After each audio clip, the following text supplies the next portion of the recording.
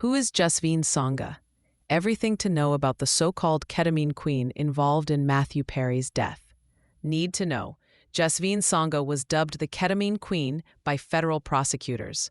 Sangha was arrested in August 2024 for distributing the ketamine that killed Matthew Perry in October 2023. In August 2025, Sangha agreed to plead guilty in connection to Perry's death. Jasveen Sangha was dubbed the Ketamine Queen by federal prosecutors and was accused of distributing the ketamine that killed Matthew Perry in October 2023. Nearly 2 years after Perry's tragic death, Sangha agreed to a plea deal in connection with Perry's death. In August 2025, federal prosecutors announced that Sangha would plead guilty to distribution of ketamine, maintaining a drug-involved premises, and distribution of ketamine resulting in death or serious bodily injury. Sangha was one of 5 defendants charged in connection with the Friends actor's death. She was the 5th and final defendant to have pleaded guilty or agreed to plead guilty. Perry was found face down in his jacuzzi at his home in Los Angeles on October 28, 2023. An autopsy later revealed that Perry died from the acute effects of ketamine, in addition to other factors of drowning, coronary artery disease, and effects from buprenorphine, a medication used to treat opioid use disorder. He was 54 years old. Here's everything to know about Jasveen Sangha, dubbed the Ketamine Queen, and her connection to Matthew Perry's death. Who is Jasveen Sangha? Sangha is a former drug dealer who was given the nickname the Ketamine Queen by federal prosecutors. She is a dual citizen of the U.S. and the U.K. and has been in federal custody since her arrest in August 2024.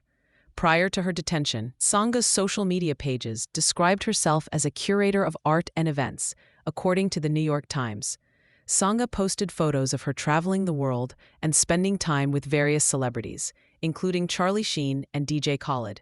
After she was arrested, prosecutors alleged in a federal indictment reviewed by People that Sangha operated a stash house in North Hollywood, where they claim she would store, package, and distribute narcotics. Sangha was subsequently charged with 1 count of conspiracy to distribute ketamine, 1 count of maintaining a drug-involved premises, 1 count of possession with intent to distribute methamphetamine, 1 count of possession with intent to distribute ketamine, and 5 counts of distribution of ketamine. 4 of those charges were seemingly dropped in her August 2025 plea deal. How is she connected to Matthew Perry? Prosecutors allege that Sangha distributed drugs to Eric Fleming, who is an acquaintance of Perry's, who in turn distributed them to Perry's live-in assistant, Kenneth Iwamasa. Fleming was reportedly an intermediary between Sangha and Iwamasa. Both Fleming and Iwamasa have pleaded guilty to related charges and could face 15 and 25 years in federal prison. The Justice Department claimed that Fleming obtained 50 vials from Sangha and then distributed them to Perry's assistant, who admitted to repeatedly injecting the actor, per an indictment.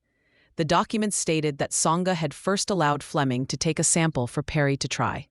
On October 28, 2023, Iwamasa injected Perry with at least 3 shots of Sangha's ketamine, which caused Perry's death, per the plea agreement cited by prosecutors. It's unmarked, but it's amazing. He'd take one and try it, and I have more if he likes, she allegedly messaged Fleming. Fleming then sent a screenshot of the message to Iwamasa and allegedly touted Sangha's reputation, according to the indictment. Just got this from my person, Fleming wrote. She only deals with high-end and celebs. If it were not great stuff, she'd lose her business. After Perry died on October 28, 2023, Sangha allegedly texted Fleming, "Delete all our messages." The Justice Department alleged that Perry's death is not the first ketamine-related death linked to Sangha. In 2019, prosecutors allege in their press release that she sold ketamine to a man who overdosed hours later. When a family member of the man informed Sangha, she allegedly searched, "Can ketamine be listed as a cause of death?" According to the Justice Department, the Los Angeles Police Department searched Sangha's residence and allegedly found about 79 vials of ketamine, 1.4 kilograms of pills containing methamphetamine, psilocybin mushrooms, cocaine, and prescription drugs. What did Jasveen Sangha plead guilty to? When Sangha was arrested in August 2024, she initially pleaded not guilty and was denied bond. However, 1 year later, Sangha changed her stance and agreed to plead guilty in a future official guilty plea to avoid her trial scheduled for September 2025.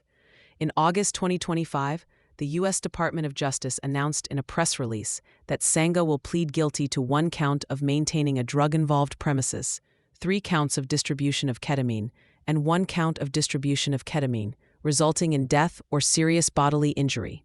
She could face decades in prison. In the August 14th plea agreement, she signed, "I am pleading guilty because I am guilty of the charges," per the New York Times. In addition to her involvement in Perry's death, Sangha also admitted to selling ketamine to a separate victim, Cody McClory, who died after a drug overdose in 2019. Sangha is the 5th and last defendant to have pleaded guilty or agreed to plead guilty in connection with Perry's overdose death. The 4 other defendants include Iwamasa and Fleming, as well as doctors Mark Chavez and Salvador Plasencia. Prosecutors allege that Dr. Plasencia purchased ketamine from Dr. Chavez and in turn sold it to Iwamasa. Meanwhile, Chavez agreed to plead guilty to 1 count of conspiracy to distribute ketamine. United States Attorney Martin Estrada said at a press conference announcing the charges that the defendants took advantage of Perry, who has long struggled with addiction. These defendants cared more about profiting off of Mr. Perry than caring for his well-being, Estrada said in a statement. Drug dealers selling dangerous substances are gambling with other people's lives over greed. This case, along with our many other prosecutions of drug dealers who cause death, send a clear message that we will hold drug dealers accountable for the deaths they cause.